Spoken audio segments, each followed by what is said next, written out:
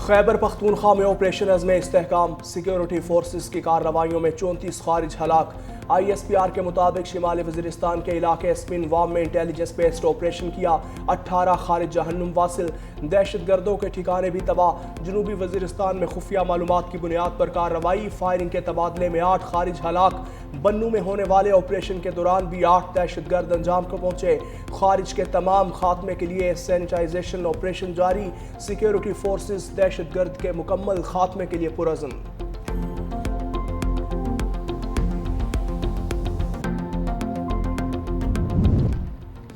افغان جارحیت اور پاک افغان جھڑپوں کے باعث افغان ٹرانزٹ ریٹ بھی تعطل کا شکار، ہر قسم کی آمد و رفت اور تجارت معطل۔ نویں پاک افغان سرحدی گزرگاہ کھولنے کا منصوبہ بھی منجمد ہو گیا۔ FBR نے کراچی کی بندرگاہوں سے افغان ٹرانزٹ ریٹ کی ترسیل عارضی طور پر معطل کر دی۔ تمام ٹرمینلز کو گاڑیوں پر لوڈ کیے گئے کنٹینرز آف لوڈ کرنے کی ہدایت۔ افغان ٹرانزٹ ریٹ کے تمام گیٹ پاسز منسوخ، ترسیل روکنے کا حکم۔ کراچی پورٹ اور پورٹ قاسم کے تمام ٹرمینل سے افغان ٹرانزٹ ریٹ کی کلیئرنس روک دی۔ تمام کنٹینرز ٹرمینل سے گاڑیوں پر لوڈ کنٹینرز کو آف لوڈ کرنا شروع کر دیا۔ پابندی آئندہ احکامات تک برقرار رہے گی۔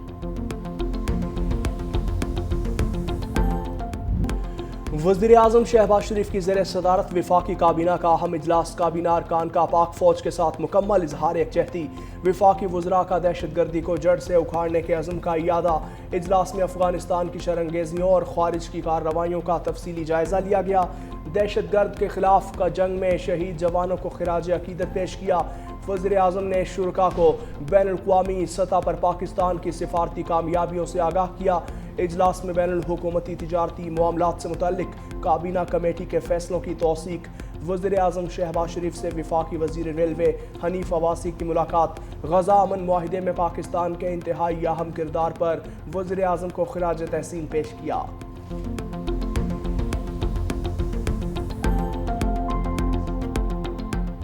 پنجاب حکومت کا انتہا پسند جماعت پر پابندی کے لیے وفاق کو سفارش کرنے کا فیصلہ۔ وزیر اعلیٰ پنجاب مریم نواز کی زیر صدارت اجلاس میں ریاستی ریٹ اور قانون کی بالادستی قائم کرنے کے لیے تاریخی فیصلے۔ اشتعال انگیزی اور قانون شکنی میں ملوث افراد کو گرفتار کر کے مقدمات دہشت گردی کی عدالتوں میں چلائے جائیں گے۔ پولیس افسران کی شہادت اور سرکاری املاک کی تباہی میں ملوث رہنماؤں اور کارکنوں کو 4تھ شیڈول میں شامل کیا جائے گا۔ انتہا پسند جماعت کی تمام جائیدادیں اور اثاثے ضبط کر کے محکمہ اوقاف کے حوالے کیے جائیں گے۔ انتہا پسند جماعت کے سوشل میڈیا اکاؤنٹس بند، بینک اکاؤنٹس منجمد کیے جائیں گے۔ لاؤڈ اسپیکر ایکٹ کی خلاف ورزی پر سخت ترین کارروائی ہوگی۔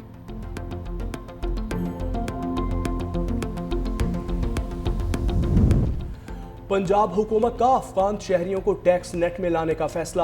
غیر قانونی مقیم رہائشوں اور ان کے کاروباروں کے خلاف کومبنگ آپریشن شروع کرنے کا فیصلہ۔ غیر قانونی مقیم افغان باشندوں کا ریئل ٹائم ڈیٹا تیار اور وسل بلوئر سسٹم متعارف کروایا جائے گا۔ اطلاع دینے والے کا نام مکمل صیغہ راز میں رکھا جائے گا۔ غیر قانونی مقیم افراد کو فوری ڈیپورٹ کیا جائے گا۔ پنجاب حکومت کا غیر قانونی اسلحے کی فوری بازیابی کا بھی حکم۔ غیر قانونی اسلحہ جمع کرانے کے لیے 1 ماہ کا الٹیمیٹم جاری۔ غیر قانونی اسلحہ رکھنے پر 14 سال قید اور 20 لاکھ روپے تک جرمانہ ہوگا۔ پنجاب میں نئے اسلحہ لائسنس جاری کرنے پر مکمل پابندی۔ اسلحہ فروشوں اور ڈیلرز کے اسٹاک کا معائنہ کرنے کا حکم۔ وزیر اعلیٰ خیبر پختونخوا سہیل آفریدی بانی PTI سے ملاقات کے لیے اڈیالہ جیل آمد۔ سٹاف دہگل ناکے پر پہنچ گیا۔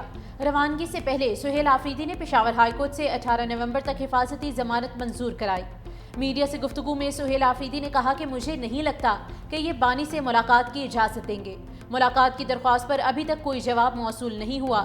وزیر اعلیٰ KP نے کابینہ سے متعلق خبروں کی بھی تردید کر دی۔ وزیر اعظم محمد شہباز شریف نے مجھے کہا کہ آپ نے لاکھوں زندگیاں بچائی ہیں۔ امریکی صدر ڈونلڈ ٹرمپ کی وائٹ ہاؤس میں پریس کانفرنس۔ کہا میں اب تک 8 جنگیں رکوا چکا ہوں۔ بھارت اور پاکستان جوہری جنگ کے بہت قریب تھے۔ میں نے کہا جنگ نہ روکی تو 200% ٹیرف لگا دوں گا۔ پاک بھارت جنگ میں 7 طیارے گرائے گئے۔ اب یوکرین جنگ بھی ختم کرنے کی کوشش جاری ہے۔ روسی صدر سے کہتا ہوں جارحیت بند کریں۔ پیوٹن کو یوکرین سے متعلق ڈیل کرنا ہوگی۔ بھارتی وزیر اعظم نریندر مودی نے مجھے روس سے تیل نہ خریدنے کی یقین دہانی کروائی ہے۔ خوش نہیں تھا کہ بھارت روس سے تیل خریدے، مگر اب معاملہ طے ہو گیا۔ حماس کو جنگ بندی معاہدے پر عمل کرنا ہوگا۔ حماس معاہدے پر عمل نہیں کرتا تو اسرائیل اسرائیل دوبارہ لڑائی شروع کر سکتا ہے۔ چین کے ساتھ تجارتی جنگ جاری ہے۔ ٹیرف ہماری سلامتی کے لیے بہت اہم ہے۔ بھارت روس سے تیل نہیں خریدے گا۔ بھارت نے امریکی دباؤ پر گھٹنے ٹیک دیے۔ بھارتی وزارت خارجہ نے کہا ہے کہ بھارتی کمپنیز روسی تیل کی درآمدات میں بتدریج کمی کی تیاری کر رہی ہیں۔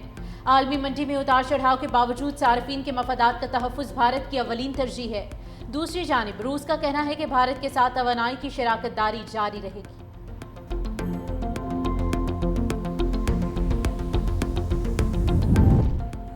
ٹرمپ کو سنبھالنا صرف پاکستانی وزیر اعظم شہباز شریف کو آتا ہے۔ برطانوی اخبار دا گارڈین کا کہنا ہے شرم الشیخ میں ٹرمپ نے کئی عالمی رہنماؤں کو زچ کیا، اطالوی وزیر اعظم کے حسن کی تعریف کی، برطانوی وزیر اعظم کو اشارہ کیا جیسے وہ انہیں گفتگو کے لیے بلا رہے ہیں، مگر پھر خود مائک سنبھال کر انہیں شرمندہ کر دیا۔ شہباز شریف نے صدر ٹرمپ کی بہت زیادہ تعریف کی۔ ایک موقع پر ٹرمپ نے سٹیج کی جانب واپس آنا چاہا تو شہباز شریف نے انہیں روک دیا اور اپنی تقریر کا سلسلہ جاری رکھا۔ پنجاب بھر میں سی سی ڈی کے مقابلوں میں مزید 7 ڈاکو انجام کو پہنچ گئے۔ سیالکوٹ میں 2 مختلف واقعات میں 3 ریکارڈ یافتہ ملزم اپنے ساتھیوں کی فائرنگ سے مارے گئے۔ ہلاک ملزمان کی شبیر، وقاص اور جبار کے نام سے شناخت۔ لاہور میں مبینہ پولیس مقابلے کے دوران زیر حراست ملزم مارا گیا۔ ساہیوال میں بدنام زمانہ ڈاکو الیاس عرف الیاسی فائرنگ کے تبادلے میں ہلاک۔ اوکاڑا میں ڈاکو سلیم عرف سلیمی ہلاک ہو گیا۔ شیخو پورہ میں امجد عرف انجی اپنے ہی ساتھیوں کی فائرنگ سے ہلاک۔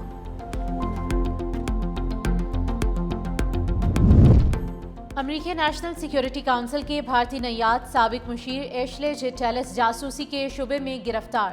ایف بی آئی کا ٹیلس پر خفیہ دفاعی معلومات رکھنے اور چینی حکام سے مشتبہ ملاقاتوں کا الزام۔ گھر سے خفیہ دفاعی دستاویزات برآمد۔ ٹیلس کی گرفتاری نہ صرف واشنگٹن بلکہ بھارت کے لیے بھی بڑا سفارتی دھچکا۔ واشنگٹن میں بھارت نواز پالیسی کے معماروں میں شامل تھے۔ الزامات ثابت ہونے پر ٹیلس کو 10 سال قید ہو سکتی ہے۔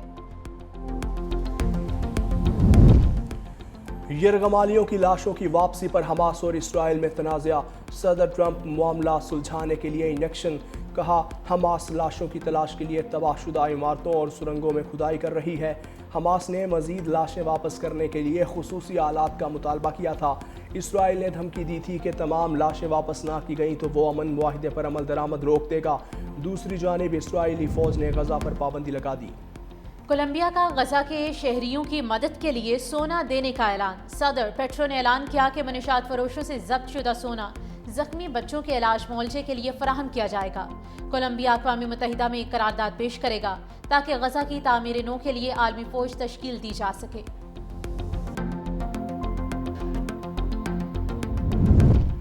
امریکی صحافیوں کا پینٹاگون کی لگائی گئی پابندیاں تسلیم کرنے سے انکار۔ درجنوں صحافیوں نے پینٹاگون میں اپنے دفتر خالی کر دیے۔ پریس ایریات سنسان۔ پینٹاگون پریس ایسوسی ایشن نے نئی پالیسی کو آزادی صحافت اور آزادانہ رپورٹنگ کے لیے خطرہ قرار دے دیا۔ ایک بیان میں کہا کہ پابندیاں امریکی فوج کی رپورٹنگ کرنے سے نہیں روک سکتیں۔ دوسری جانب ترجمان پینٹاگون نے دعویٰ کیا نئی میڈیا پالیسی قومی سلامتی کے مفاد میں ہے۔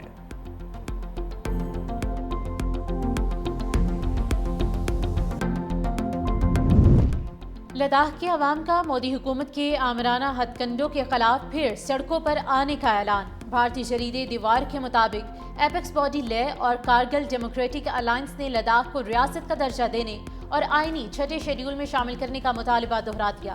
مقامی رہنماؤں کا کہنا ہے کہ عوام جب تک اپنے آئینی حقوق حاصل نہیں کر لیتے احتجاج جاری رہے گا۔ انتظامیہ سے سونم وانگچک سمیت تمام گرفتار افراد کی رہائی کا بھی مطالبہ۔